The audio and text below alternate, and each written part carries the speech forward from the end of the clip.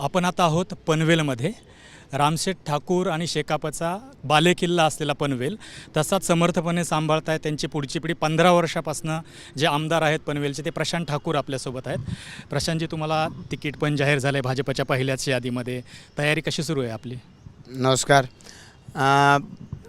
पूर्णपणानं या पनवेल आणि परिसरामध्ये संपूर्ण वर्षभर भारतीय जनता पार्टीच्या माध्यमातून आम्ही सातत्यानं 2014 सालापासून या देशामध्ये असलेलं नरेंद्र मोदीजींचं सरकार, या सरकारचे वेगवेगळ्या योजना लोकांपर्यंत पोचवत आहोत.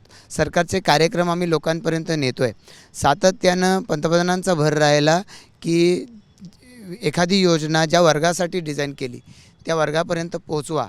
त्यामुळे वर्षभर 365 दिवस लोकांपर्यंत हे काम करण्यासाठी आमची कार्यकर्त्यांची सगळी फळी ही नेहमीच सज्ज असते. या व्यतिरिक्त पनवेल आणि परिसरामध्ये वेगानं वाढणारी लोकसंख्या, या लोकसंख्येच्या अनुषंगानं जी विकास कामं करणं आवश्यक आहे, लोकांकडून जाणवणाऱ्या समस्या आणि आपल्याकडून या दृष्टिकोनातून नियोजित केलेली विकास कामं याची सांगड घालत काम करणं सातत्यानं चालू असतं. त्यामुळे निवडणुकीचं टेन्शन नाही. या निवडणुकीच्या माध्यमातून लोकांपर्यंत पोचण्याची एका अर्थानं संधी मिळत असते. काही सूचना त्यांच्याकडून येत असतात. मी गेल्या काही दिवसामध्ये पाहतो आहे की लोक सांगतात हे अमुक अमुक काम करायचं राहिलं, आणि मी सुद्धा ते बरोबर आहे हे काम करायचं राहिलं असं जेव्हा म्हणतो, ते म्हणतात आमचा विश्वास आहे की हे काम तुम्हीच कराल, आणि ती संधीसुद्धा निश्चितपणाने लोक देत राहतात. हा माझा याचा पूर्वीचा अनुभव आहे. आता पहिले आपली सुरुवात पूर्ण पनवेलची, आणि पनवेलचं आणि ठाकूरांचं एक वेगळं नातं आहे. तिथं तुम्ही पहिल्यांदा काम केलं, लोक तुमच्यासोबत होती. त्याच्यानंतर तुम्ही पहिल्यांदा काँग्रेसमधनं आमदार झालात, तरुण आमदार होतात. राहुल ब्रिगेडमध्ये पण तुमचं नाव घेतलं जायचं. तो 5 वर्षाचा तुमचा अनुभव, लोक तुमच्यासोबत राहिली. 2014-2019 पुन्हा हे दोन्ही टर्म तुम्ही भाजपकडनं मोठ्या मतानं फरकानं जिंकूनही आलात. आता लोकसभेला थोडंसं मार्जिन घटलं आहे, तर त्याच्यामुळं काही थोडंफार तुम्हाला टेन्शन आहे? लोकसभेला मागच्या लोकसभेच्या तुलनेनं किंवा मागच्या विधानसभेच्या तुलनेनं आम्हाला मिळालेला लीड हा कमी आहे. माननीय खासदार बारणेसाहेब यांच्या नेतृत्वाखाली ही निवडणूक लढवत असताना काही गोष्टी आम्हाला ज्या जाणवल्या की त्याच्यामध्ये मे महिन्यामध्ये ते मतदान होतं, आणि मे महिन्यामध्ये मतदान आलं. लोकांनी खूप आधी सुट्ट्यांचं प्लॅनिंग केलेलं होतं, त्यामुळे मतदानच मुळात कमी झालेलं होतं. आणि त्याचबरोबरनं काही अंशी असं म्हटलं पाहिजे की 400 पारचा नारा जो दिलेला होता त्याच्यामुळे लोकांच्या मनामध्ये आत्मविश्वास निर्माण झाला, थोडंसं शैथिल्यही आलं, आणि त्याच्यामुळे मताधिक्य याच्यामध्ये फरक पडला. पण मला खात्री आहे की या निवडणुकीच्या माध्यमातून लोकसभेला आपल्याला बसलेला सेटबॅक याचं उट्टं भरून काढायचं, यासाठी कार्यकर्तेसुद्धा चार्ज झालेत, आणि मला खात्री आहे की त्याची परिणती या मतदानाच्या माध्यमातून नक्की दिसेल. लोकसभेचं आपण याच्यासाठी बोलतो आहे कारण तो मिक्स जशाला तसा आहे मतदारांचा. म्हणजे आपण बघितलं की वेगवेगळ्या जाती धर्मांची समीकरणं जुळवून त्याचा फायदा महाविकास आघाडीला, तुमच्या विरोधी पक्षांना झालेला दिसला. तर तसाच काहीतरी रणनीती यावेळेस पण विधानसभेला ते पनवेलमध्ये काही करतील, त्याच्यासाठी काही तुमच्याकडं तोड आहे, असा काही विचार आहे? खरं तर आपण बघू शकतो की देशाचे पंतप्रधान नरेंद्र मोदी यांनी सबका साथ सबका विकास हा मंत्र दिला, प्रत्यक्षात आणण्यासाठी त्यांनी सातत्यानं प्रयत्न केलेले आहेत. आणि मोदीजींनी सातत्यानं या देशामधल्या सर्व माणसांच्यासाठी, सर्व वर्गातल्या माणसांसाठी काम केलेलं आहे. निवडणुकीच्या निमित्तानं असं झालं की विरोधी पक्षांना आपण आता यावेळेला जर सत्तेत आलो नाही, किंवा नरेंद्र मोदी यांचा प्रभाव कमी करण्यासाठी आपण वेगळे काही हातखंडे आपण आजमावले नाहीत, तर याच्यापुढे आपल्याला उभं राहता येणं कठीण आहे, असं वाटल्यामुळे त्यांनी अचानकपणानं काही गोष्टी ज्या निवडणुकीच्या पूर्वी तितक्याशा प्रमाणात उचललेल्या नव्हत्या त्या उचलल्या. आणि या व्यतिरिक्त संपूर्ण देशभरामध्ये दिसलेलं चित्र आहे की समाजामध्ये विखारी प्रचार केला गेला, जातीजातीमध्ये भांडणं लावली गेली, आणि त्यामुळे अचानकपणानं या आलेल्या आव्हानांना, सोशल मीडियावरच्या प्रचाराला आम्ही तितकंसं प्रभावीपणानं सामोरं जाऊ शकलो नाही. अर्थात या अनुभवाच्या आधारे आपण म्हणतो पुढच्या स्टेज मागचा शहाणा, त्यामुळे ही एकदा ठेस बसलेली आहे. पुन्हा त्याच्यामुळं आम्ही या ठिकाणी आमचा तोल जाणार नाही. यावेळेला या सगळ्या अशा येणाऱ्या परिस्थितीचं योग्य पद्धतीनं सामना करायचा यासाठी आम्ही सज्ज आहोत आणि वेगवेगळ्या माध्यमातून लोकांपर्यंत पोहोचण्याच्यासाठी जसे कार्यकर्ते सज्ज आहेत तसं अशा पद्धतीचा जो काही विखारी प्रचार होईल त्याला उत्तर देण्यासाठी सुद्धा आमची टीम तितकीच सज्ज राहणार आहे. बरं, आपण पाहिलं की बऱ्याचदा तुम्हाला दोन्ही ठिकाणी सामना करावा लागतो. पक्षांतर्गत पण विरोध असतो, बाहेरचे तुमचे विरोधक तर ते असतात. पक्षांतर्गत विरोध काही नाही आहे. असं कोणीतरी म्हटल्यामुळे ते काही पक्षांतर विरोध वगैरे असं काही नाही आहे. भारतीय जनता पार्टी एक दिलानं काम करत राहते. आता तिकीट मिळाल्यानंतर आपण मुलाखत घेत आहे, पण तिकीट मिळायच्या आधी घेतलं असतं तरी मी सांगितलं असतं. आमचे नेते देवेंद्रजी आहेत. देवेंद्रजींनी सांगितलेलं वाक्य मला प्रचंड आवडतं की पक्षानं प्रदेशाध्यक्ष केलं, पक्षानं मुख्यमंत्री केलं, आता पक्षानं सांगितलं घरी बस. तर तीच भावना माझीसुद्धा आहे. पक्षानं खूप काही दिलं, आमदार बनवलं, सिडकोचं अध्यक्ष बनवलं. आता आमदार म्हणून माझी आता ही 4थी टर्म या ठिकाणी असेल जर लोकांनी प्रतिसाद दिला तर, आणि त्यामुळे यावरती मी पूर्णपणानं समाधानी आहे. पक्षातले आमचे सर्व सहकारी हे पूर्ण ताकदीनं माझ्या पाठीशी आहेत. आणि दुसरे जे पक्ष आहेत म्हणजे छोटे छोटे विरोध असतात. तुम्ही तर 15 वर्षांपासून आमदार आहात. अँटी इन्कम्बसी पण एक फॅक्टर असतो. आता मनसे स्वतः स्ट्रॉंगली उतरते आहे. अँटी इन्कमसी फॅक्टर याचा अनुभव मी आत्ता काही अंशानं घेतो आहे की या अँटी इन्कम्बन्सी फॅक्टरच्या चर्चा आपण सातत्यानं ऐकत राहतो की खूप एक दीर्घकाळ एखादी व्यक्ती एखाद्या पदावर राहिली की त्याच्या विरोधामध्ये नरेटिव्ह चालणं विरोधकांना काही अंशी सोपं जात असतं. मग अशा वेळेला आमदारांनी अमुक केलं नाही, तमुक केलं नाही, अगदी महापालिकेच्या स्तरावरची कामं ही सुद्धा आमदारांनी केली नाही म्हणता येतं. आता रस्त्याच्या बाबतीतला एखादा विषय असू शकतो की रस्त्यावरती खड्डे आहेत. आता गेल्या 3-4 वर्षामध्ये मी प्रामुख्यानं सांगू शकतो की कोकणातल्या भागातले रस्ते, डांबरी रस्ते, वेगवेगळ्या महापालिकांच्या बाबतीमधले आपल्या आणि अन्य चॅनल्सवरचे ओरड आपण पाहतो. याच्यावरचं सोल्युशन चांगल्या दर्जाचे रस्ते बनवण्याने आहेच, पण त्याचबरोबरनं विशेषत्वानं कोकणासारख्या ठिकाणी मोठ्या रुंदीचे रस्ते हे आता कॉन्क्रीट करावे लागतील अशा पद्धतीची स्थिती आहे. आपण पाहिलं की आता मुंबई गोवा महामार्ग आहे, याच्यावरती डांबरी असलेला रस्ता, त्याच्यावर पडणारे खड्डे, आणि आता त्याला CTBT ट्रीटमेंट दिली आणि आत्ता म्हणजे पनवेलपासून ते इंदापूरपर्यंतचा रस्ता आता कॉन्क्रीट झाल्यामुळे त्याची लाईफ 7 ते 8 वर्षाची होते. अर्थात यासाठी तिप्पट खर्च येतो, पण डांबरी रस्ते करत असताना टेक्निकली ज्या अडचणी येतात त्यामुळे रस्त्यांच्या बाबतीतली ओरड ही शहरांमधून होत राहते आणि शेवटी लोकांना ज्या अडचणी आहेत त्या आहेतच, आणि त्यामुळे त्या क्षणाला हे कुठंतरी आमदाराच्याबद्दल किंवा सत्ताधारी पक्षाच्याबद्दल नाराजी असं चित्र जाणवत राहतं. पण मला खात्री आहे की ज्यावेळेला एक अशा पद्धतीची जी बाजू ही समोर आणली जाते की ज्याच्यामध्ये हे काम अर्धवट आहे किंवा झालेलं नाही किंवा या बाबतीत वारंवार तक्रार होते, तर त्याच वेळेला अनेक अशा गोष्टी आहेत की ज्या या शहरासाठी करता आल्या, या मतदारसंघासाठी करता आल्या, तर तेही एका तराजूच्या पागडात असेल तर मला वाटतं की ते पारडं निश्चितपणानं जड असणार. बरं, 15 वर्षापासूनच तुम्ही आमदार, आणि ह्या 2 टर्म आपण भाजपपुरतं जरी बोललो तर मी पूर्ण तुमचा लोकप्रतिनिधी म्हणून अनुभव म्हणतो. तर त्याच्यातली अशी खूप स्ट्रॉंगली गेल्या 5 वर्षातली कुठली 5 कामं आहेत की जी तुम्हाला असं वाटतं की ज्याच्या भरोशावर पनवेलचा जो मतदार आहे तो तुम्हाला पुन्हा तुमच्या पारड्यात मत टाकेल? एक म्हणजे तुम्ही गेल्या 5 वर्षाच्या बाबतीमध्ये सांगताय, पण पनवेल महापालिकेची स्थापना करण्यासाठी मी आग्रह धरलेला होता. कारण नवी मुंबई महापालिकेच्या बरोबरीनं 92 साली पहिलं नोटिफिकेशन पनवेल महापालिकेचं निघालेलं होतं, पण दुर्दैवानं त्यावेळेला हे महापालिका झाली नाही. आम्ही आग्रह धरला, म्हणजे टोलचा विषय संपल्या पुढच्या महिन्यामध्ये आम्ही आग्रह धरला महापालिका झाली पाहिजे. आता महापालिकेच्या माध्यमातून जर तुम्ही पाहिलंत, म्हणजे खरं तर महापालिकेला आता 2016 सालापासून आता तशी 8 वर्ष झालेली आहेत, पण करोनाचा मधला कालावधी गेलेला आहे आणि त्यामुळे या महापालिकेच्या क्षेत्रामध्ये प्रत्येक शहरामध्ये आता कामाला सुरुवात झालेली आहे. जो पनवेल शहराचा भाग आहे, आता या तलावाचे सुशोभीकरण जसं इथे झालं आहे तसे वेगवेगळ्या तलावांचं सुशोभीकरण झालेलं आपल्याला पाहायला मिळतं आहे. पनवेल महापालिकेची स्वतःची नवी इमारत उभी राहते आहे. याचबरोबरीनं शहरामधल्या रस्त्यांच्या काँक्रिटीकरणाला सुरुवात झालेली आहे.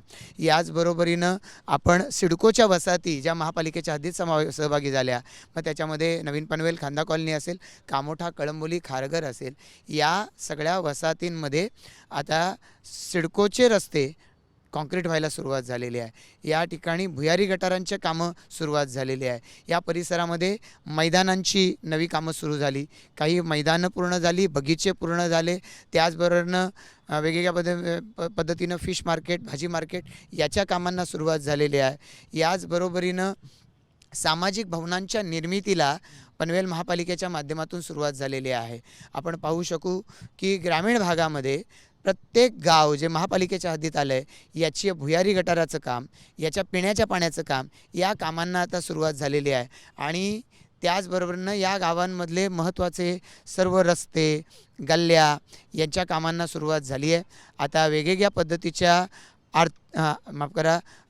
आरोग्याच्या व्यवस्था या उभ्या झाल्यात. पूर्ण पनवेल महापालिकेच्या हद्दीमध्ये आता 25 दवाखाने हे उभे राहिले की या सगळ्या परिसरामध्ये ज्या वेळेला ग्रामीण भाग होता त्यावेळेला 2 आरोग्य केंद्र होती ग्रामीण भागामध्ये आणि त्याचबरोबर शहरामध्ये 1 उपजिल्हा रुग्णालय होतं. हे उपजिल्हा रुग्णालय हे गेल्या कालावधीमध्ये उभं राहिलं. 100 बेडचं आता त्याला 200 बेडची परवानगी मिळाली आहे. तिथून डॉक्टर नानासाहेब धर्माधिकारी यांच्या नावानं हे उपजिल्हा रुग्णालय उभं राहिलं. त्याच्यामुळे ह्या उपजिल्हा रुग्णालयाचा आता खूप मोठ्या प्रमाणात फायदा या सगळ्या परिसरातल्या लोकांना होतो आहे. वेगवेगळ्या पद्धतीच्या सर्व सुविधा लोकांपर्यंत आणण्याच्यासाठी या गेल्या कालावधीमध्ये काम सुरू झाले. काही कामं पूर्णत्वाला आलेली आहेत आणि त्याचं मला निश्चितपणानं समाधान आहे. बरं, एक असा डिस्कनेक्ट आहे असं तुम्हाला वाटतं का की पनवेल महानगरपालिका आहे की पनवेल आणि इतर भाग आणि पनवेलच्या इकडे मुंबईकडे जाणारा हा भाग दुसरा म्हणजे कळंबोली, कामोठे, खारघर, तर हे तर म्हणजे पनवेल ऑक्युपाईड खारघर असं पण गमतीमध्ये लोक म्हणतात की तिकडे तेवढं दुर्लक्ष होतं आहे असं तुम्हाला वाटतं का? नाही, खरं तर आपण पाहिलं की खारघर आणि सगळ्या परिसरामधल्या सेवा गेल्या वर्षभरामध्ये पनवेल महापालिकेच्या हातामध्ये आलेल्या आहेत. सिडको याच्यापूर्वी इथं सेवा देत होती. मी सिडकोचा अध्यक्षही राहिलो आहे. आम्ही नियोजन करून या परिसराच्यासाठी वेगवेगळ्या पद्धतीनं या सुविधा सिडकोनं कराव्यात म्हणून पाठपुरावा करत होतो. पण सिडकोच्या एकंदरीतच काम करण्याच्या पद्धतीमध्ये असलेल्या ड्रॉबॅक्समुळं ते शक्य होत नव्हतं. म्हणून तर महापालिका मागितली आणि म्हणून महापालिका एकदा झाली तर महापालिकेनं कधी ना कधीतरी सगळ्या सेवा हातात घ्यायच्यात. आता खारघरमध्ये एकाच वेळेला 150 कोटीपेक्षा जास्त विकासाची कामं सुरू आहेत. त्याच्यात रस्ते आहेत, बगीचे आहेत, मैदानं आहेत, मार्केट्स आहेत आणि वेगवेगळ्या पद्धतीची तलावांच्या सुशोभीकरणाची कामं. काही तलावाच्या सुशोभीकरणाची कामं खारघर आणि परिसरात पूर्ण देखील झालेली आहेत. त्यामुळे एकीकडं खारघरसारखं शहर जे साईजमध्ये मोठं आहे त्यामुळे खारघरवासियांच्या मनातली भावना आहे की आमच्या महापालिकेचं नाव पनवेल का असावं. पण पनवेल हे पनवेल महापालिकेचं एक नाव आहे. पण खारघरची एक स्वतःची वेगळी आयडेंटिटी आहे. ती जपून ती अधिकाधिक या ठिकाणी वृद्धिंगत करणं या दृष्टिकोनातून महापालिका प्रयत्न करते आहे आणि त्या दृष्टिकोनातून माझा पाठपुरावा देखील सुरू आहे. हीच गत कामोठा आणि कळंबोली यांची देखील आहे. याही ठिकाणी त्या शहरामधल्या समस्या अडचणी यांना महापालिकेनं हात घातला आहे. कामांना सुरुवात झालेली आहे. एक महत्त्वाचा प्रश्न येतो नेहमी जेव्हा आपण पनवेलबद्दल बोलतो, तुमच्या मतदारसंघाबद्दल बोलतो तो म्हणजे मालमत्ता कराचा, की डबल कर भरावा लागतो, अवाजवी कराचं स्वरूप आहे. त्याच्या विरोधात बरीच लोक न्यायालयात पण गेलेली आहेत. तिथं पण ती लढाई चाललेली आहे. पण हे तुम्हाला पण म्हणजे सर्वसामान्य नागरिक म्हणून हे असं थोडं अन्यायकारक आहे असं वाटत नाही का? तुम्ही त्याची उत्तरं सगळीकडे देत असतात सगळ्या वेगवेगळ्या फोरमवर. तरी खरं तर पनवेल महापालिका स्थापन झाल्यावरती टॅक्स लावायला पाहिजे होता. पण तो टॅक्स पनवेल महापालिकेनं 2016 साली लावला नाही, 17 साली लावला नाही, 18, 19, 20 साली पनवेल महापालिकेनं टॅक्सच्या नोटिसा पाठवल्या. कायद्यात तशी तरतूद आहे की महापालिका स्थापन झाल्यापासून लागल्या पाहिजे. त्यामुळे ते 1 ऑक्टोबर 2016 पासूनच्या नोटिसेस जेव्हा लोकांना गेल्या, साहजिक आहे लोकांचा रोष होता की एकाच वेळेला आम्हाला या इतक्या वर्षाचा टॅक्स सांगितला.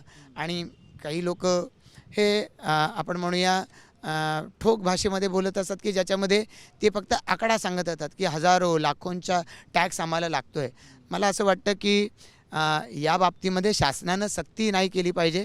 आम्ही पाठपुरावा केला की टॅक्स भरायला मुदत दिल्या पाहिजेत आणि शासनानं म्हणजे महापालिकेनं तशा मुदती दिल्या. अनेक लोकांना तो टॅक्स भरत असताना अमुक वेळेत भरला तर 15% सूट, मग 10% सूट, मग 5% सूट, अशा वेगवेगळ्या पद्धतीची सूटसुद्धा त्यांनी ऑफर केलेली होती. रेट्स जास्त होते अशा पद्धतीचं काही लोकांचं म्हणणं होतं. त्या संदर्भामध्ये वारंवार महापालिकेत बैठका घेतल्या. महापौर सभागृह नेते, नगरसेवक यांनी बाजू मांडल्या आणि आधी लावलेले रेट 50% कमी करावे यासाठी महासभेची मागणी नगरसेवकांनी भारतीय जनता पार्टीच्या केली.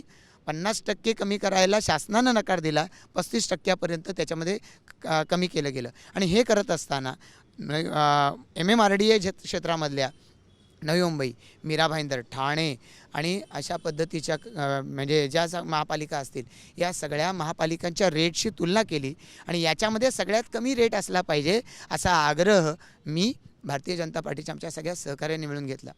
दुर्दैव आहे की याच्यामध्ये ज्यांना या महापालिकेमध्ये सत्तेत येता आलं नाही, वेगवेगळ्या पद्धतीच्या निवडणुकांमध्ये ज्यांचा पराभव झाला, त्यांना एक मुद्दा लोकांच्या भावनांना हात घालणारा मिळाला आणि म्हणून त्यांनी विरोध करायला सुरुवात केली.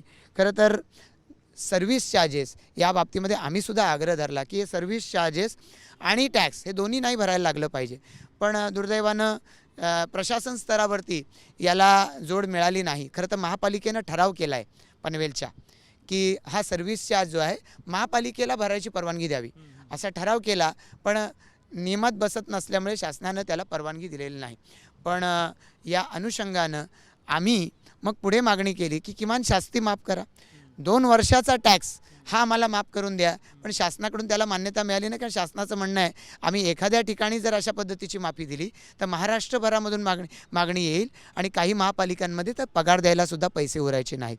या अनुषंगानं आम्ही सातत्यानं पाठपुरावा या विषयाचा केला आहे. विरोधी पक्ष म्हणतात त्यांनी पाठपुरावा केला आहे, आम्हीसुद्धा लोकांमध्ये गेलो आहे. आम्ही लोकांमध्ये जाऊन कोणाचं मेजरमेंट चुकलं असेल तर ते दुरुस्त केलं पाहिजे, आम्ही महापालिकेकडे पाठपुरावा करतो आहे. या बाबतीमध्ये खरोखर ज्या ठिकाणी अन्याय होतो आहे महापालिकेकडे आम्ही रिप्रेझेंट केलं आहे. पण याच्या विरोधामधल्या ज्या लोकांनी या संदर्भामध्ये आवाज उठवला आहे त्यांनी महाविकास आघाडीचं सरकार असताना त्यावेळेला हा मुद्दा उचलला. महाविकास आघाडीचं सरकार म्हणजे आज आमच्या जे विरोधात आहे त्यांचं सरकार होतं. 2.5 वर्षामध्ये शासन म्हणून त्यांनी काही रिलीफ दिला नाही. कोर्टामध्ये गेले. कोर्टामध्ये गेल्यावरती गेले 3 ते 4 वर्ष या संदर्भामध्ये कोर्टामध्ये सुनावण्या सुरू आहेत. मग त्याच्यामध्ये कोर्टाच्या माध्यमातून स्टे किंवा रिलीफ दोन्हीपैकी काही मिळालं नाही. आम्हाला लोकांचा टॅक्स कमी व्हावा असं निश्चितपणानं वाटतं. तो लोकांनी उगाचच जास्त भरावा असं आम्हाला वाटण्याचं कारण नाही. आम्ही नागरिक आहोत. आमच्याही पक्षाचे सर्वात जास्त मतदार या महापालिकेच्या हद्दीत राहतात. तर त्यांच्यासाठी काम करणं आमची जबाबदारी आहे. आम्ही त्या दृष्टिकोनातून प्रयत्न केलेत. पण दुर्दैवानं लोकांना मिसगाईड करण्याचेच प्रयत्न या विरोधकांकडून जास्त होतात. त्याचा परिणाम असा झाला की लोकांच्यावरती दंड बसला, शास्ती बसली. आता ही शास्ती माफ करण्यासाठी सुद्धा आम्ही पाठपुरावा केला आहे. माननीय मुख्यमंत्री महोदयांनी घोषणा केली आहे. आता याच्या अंमलबजावणीवरती आम्हाला भर द्यावा लागेल. म्हणजे असं होतं नॉर्मल लोकांना जेवढ्या मोठ्या प्रमाणामध्ये या मालमत्ता करामध्ये काहीतरी ते डबल चार्ज होतो, अन्याय होते, ही भावना जितकी स्ट्रॉंगली त्यांच्यापर्यंत पोहोचली आहे तेवढ्या स्ट्रॉंगली तुम्ही काय काम करताय ते पोहोचत नाही. एक आणि दुसरं असं लोकांना वाटतं की महानगरपालिकेमध्ये भाजप सत्तेत आहे, राज्यात भाजप सत्तेत आहे, गेल्या 10 वर्षातले 7.5 वर्ष आहे सत्तेमध्ये आणि केंद्रातही 10 वर्ष भाजप सत्तेत आहे. मग जर का त्याच्यामध्ये जे काही न्याय असेल आपल्याला आउट ऑफ काय त्या याच्यामध्ये बाहेर तर जाता येणार नाही नियमांच्या वगैरे, ते जे असेल तर ते करण्यासाठी पुरेसे प्रयत्न होत आहेत. हे लोकांना विश्वास वाटला पाहिजे, असं पण काहीतरी घडलं पाहिजे ना. निश्चितपणाने म्हणजे याच दृष्टिकोनातून आम्ही सातत्यानं लोकांच्या समोर जात राहिलेलो आहोत. आमचे नगरसेवक लोकांच्यामध्ये गेलेले आहेत. त्या वेळी लोकांच्या पुढे आम्ही या सगळ्या दृष्टिकोन आणले. आज विरोधात बोलणाऱ्या मंडळींनी एक मोठा या ठिकाणी सोशल मीडियाचा वापर करून लोकांना टॅक्स भरण्यापासूनच थांबवलं. इथे आपण आज पाहाल तर महापालिकेचा टॅक्स अनेक लोकांनी भरला आहे आणि आज जर कोर्टामध्ये कोणीतरी गेलेलं आहे, सक्ती महापालिकेच्याकडून नाही, अशा वेळेला तुम्ही टॅक्स भरा असं आम्ही सांगितलं लोकांना. तो टॅक्स भरा यासाठी सांगितलं की समजा तो टॅक्स भरत असताना उद्याच्या काळी कोर्टानं कशामध्ये रिलीफ दिला तर तो रिलीफ या लोकांनासुद्धा मिळेल. या लोकांनासुद्धा पुढच्या द्यायच्या टॅक्समधून तेवढी सवलत मिळेल या दृष्टिकोनातून देखील आम्ही त्यांना आश्वस्त केलेलं आहे. आणि त्यामुळे खरं तर मिळणाऱ्या डिस्काउंटचा फायदा हा लोकांनी घ्यायला पाहिजे होता. अनेक लोकांनी तसा घेतला. पण ज्या लोकांनी यांना मिसगाईड केलं, आज अनेक लोक आमच्याकडे येऊन सांगतात अरे आम्हाला हे खरं तर आधी माहिती असतं तर आम्ही टॅक्स त्यावेळेला भरला असता, आम्हाला त्याच्यातून डिस्काउंट मिळाला असता. आम्ही त्याही वेळेला या लोकांना सांगण्याचा प्रयत्न केला. दुर्दैव असं आहे की त्यावेळेला ठामपणानं समोरून पुढच्या तारखेला आम्ही याच्यामध्ये स्टे आणतो, पुढच्या तारखेला हे रद्द होणार आहे, असं सांगत सांगत 3-4 वर्ष निघून गेलेले आहेत. त्यामुळे असा प्रश्न तुम्ही त्यांनाही विचारला पाहिजे जे लोक अशा पद्धतीनं आरोप करून लोकांची त्यांनी दिशाभूल केलेली आहे. शेवटचे 2 प्रश्न आहेत की आता पनवेल किंवा नवी मुंबई म्हटलं की आपल्याला नवी मुंबई विमानतळ, मेट्रो, हो घातलेले मेट्रो असे खूप विकास कामं दिसतात, अटल सेतूपासनं ते बाकीच्या छोट्या छोट्या गोष्टी. पण त्याच्यामध्ये पनवेल महानगरपालिकेचा, पनवेलचा आमदार म्हणून तुमचा काही हातभार आहे, वाटा आहे, हे तुम्ही नीट समजून सांगण्यात, तुमच्या मतदारांपर्यंत पोहोचवण्यात यशस्वी झाल्यात असं तुम्हाला वाटतं का? आणि अशा कुठल्या अजून योजना, समजा तुम्हाला लोकांनी चौथ्यांदा निवडून दिलं तर असे काही एखादे शिल्लक राहिलेले कामं आहेत असं तुम्हाला नजरेसमोर काय दिसतंय? खरं तर महापालिका म्हणून हे एक छोटं बाळ आहे असं आपण म्हणूया, की ज्याला प्रचंड प्रमाणामध्ये झेप घ्यायची. आपण नवी मुंबई महापालिकेला पाहिलं की नवी मुंबई महापालिका ज्या पद्धतीनं आज देशामध्ये वेगवेगळ्या क्षेत्रामध्ये रँक्स मिळवते आहे आणि तीच क्षमता पनवेल परिसराची, पनवेल महापालिकेची देखील आहे. आज जे लोक या परिसरामध्ये नैनाला विरोध करतायत ते लोक सांगतायत की आम्हाला महापालिकेत घ्या, नैनात नको असं सांगतायत. एका अर्थानं महापालिकेचं कार्य हे ते मान्य करतायत. त्यामुळे या क्षेत्रामध्ये अधिकाधिक सुविधा देणं ही आम्ही आमची जबाबदारी मानतो. महापालिकेनं इन्फ्रास्ट्रक्चरच्या कामावरती आता सध्या भर दिला आहे. पुढच्या कालावधीमध्ये महापालिकेनं या संदर्भामधले पब्लिक ॲम्युनिटीज निर्माण केल्या पाहिजेत. बगीचे असतील, मैदानं असतील, याचबरोबरीनं जिम्नॅशियम्स असतील, त्याचबरोबरीनं सामाजिक भवनं असतील, याचबरोबरीनं चांगले मोठे रस्ते, खड्डेमुक्त रस्ते, यासाठी कॉन्क्रीट रस्ते, यासाठी पनवेल महापालिकेनं काम केलं पाहिजे. आमचा पाठपुरावा महापालिकेच्याकडे, शासनाकडे सुरू आहे. याचबरोबरीनं महापालिकेच्या क्षेत्रातलं सर्वंकष असं या ठिकाणी त्यांचं जीवन उन्नत व्हावं या दृष्टिकोनातून वेगवेगळ्या पद्धतीच्या योजना या आम्ही सातत्यानं लोकांपुढे घेऊन गेलो आहे. लोकांनी त्याचा स्वीकार करून आम्हाला मतदानाच्या माध्यमातून आम्हाला त्याचा प्रतिसाद दिलेला आहे.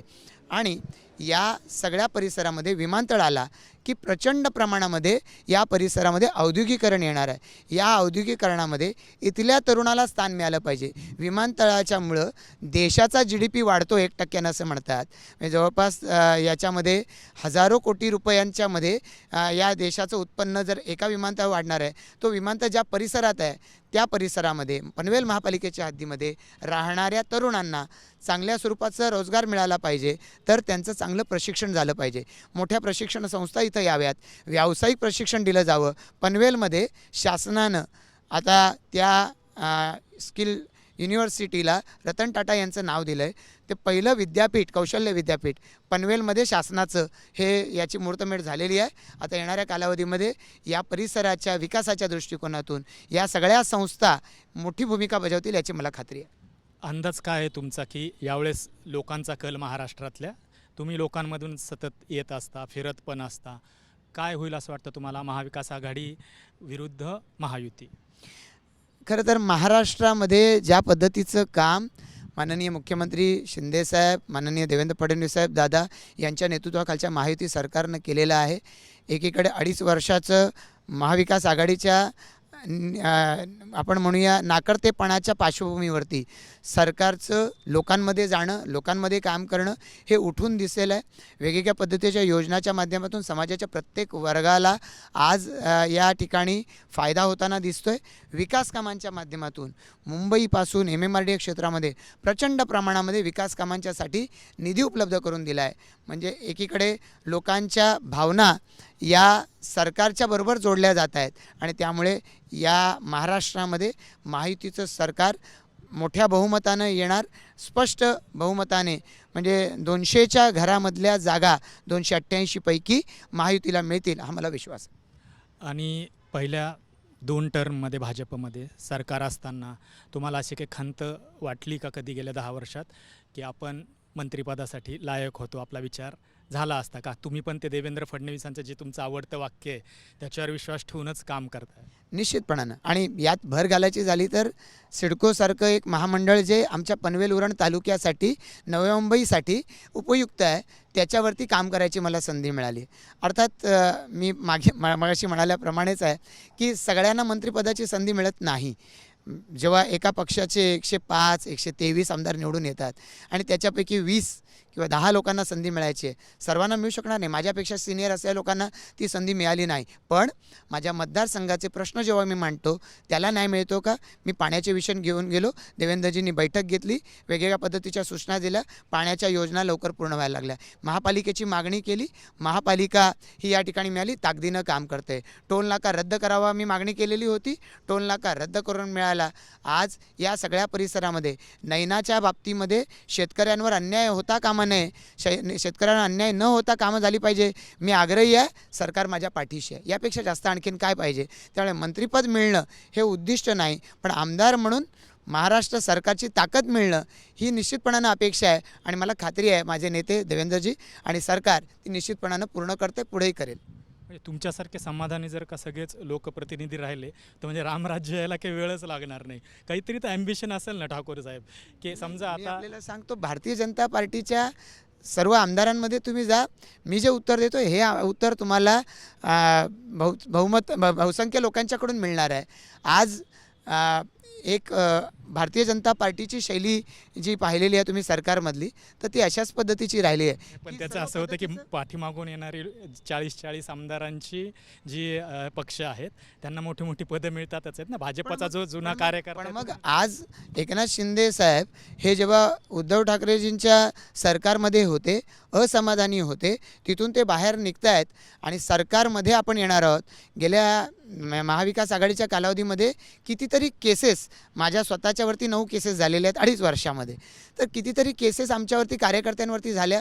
विनाकारण कोणालाही तुरुंगात डांबलं जात होतं, विनाकारण कोणाच्याही या ठिकाणी पोलीस चौकशी आणि त्रास सुरू झालेला होता. या सगळ्यातून मुक्तता मिळाली. हे सगळं जर येणार आहे तर मला व्यक्तिशः काय मिळतं यापेक्षा जास्त माझ्या मतदारसंघाला काय मिळतं आहे हा विचार आमदारांनी केला पाहिजे. तो करतायत आणि त्यामुळे आम्ही सगळेजण समाधानी आहोत.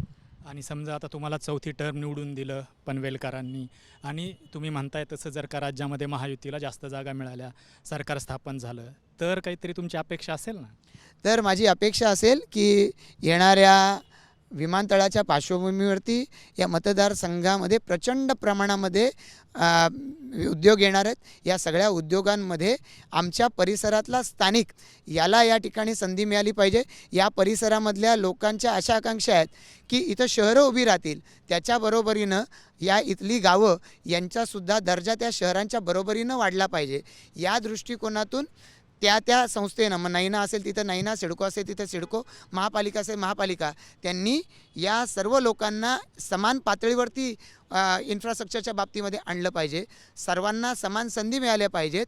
यासाठी सरकारनं ताकद द्यावी हीच मागणी असणार आहे. Thank you so much. तर हे होते आमदार प्रशांत ठाकूर, संदीप रामदासी, ABP माझा, पनवेल. ABP माझा, उघडा डोळे बघा नीट.